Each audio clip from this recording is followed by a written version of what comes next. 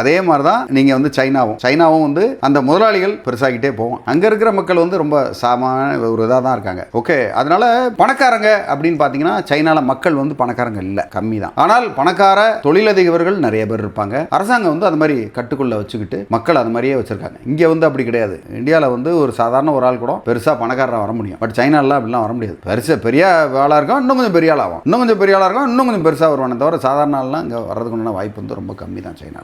Sir, பொதுவாக வந்து தொழில் சார்ந்த கேள்விகளுக்கோ இல்லை ஒரு அனுபவத்தை வாங்கிக்கணும்னு நினச்சாலோ உங்களை அணுகுனா பதில் சொல்ல முடியுமா சார்? கண்டிப்பாக, தாராளமாக. உங்களுக்கு எந்த ஒரு கேள்வினாலும் சரி, தொழில் ரீதியான கேள்விகள், அதில் என்ன தாராளமாக, அதில் என்ன சட்ட பிரச்சனை இருக்குது, இல்லை சட்டமே இல்லை, நீங்கள் வந்து தன்னுடைய முன்னேற்றம், பர்சனல் முன்னேற்றம் வந்து எனக்கு ஆகணும், இல்லை ஒரு நிலம் சம்மந்தப்பட்டது, இல்லை ஒரு தொழில் சம்மந்தப்பட்டது, இல்லைனா ஒரு தயாரிப்பு சம்மந்தப்பட்டது, இல்லை சேவை சம்மந்தப்பட்டது, எதுனாலும் தாராளமாக எனக்கு கேள்வி எழுப்பலாம். உங்களுக்கு உதவுறது தயாராக இருக்க. நன்றி, வணக்கம்.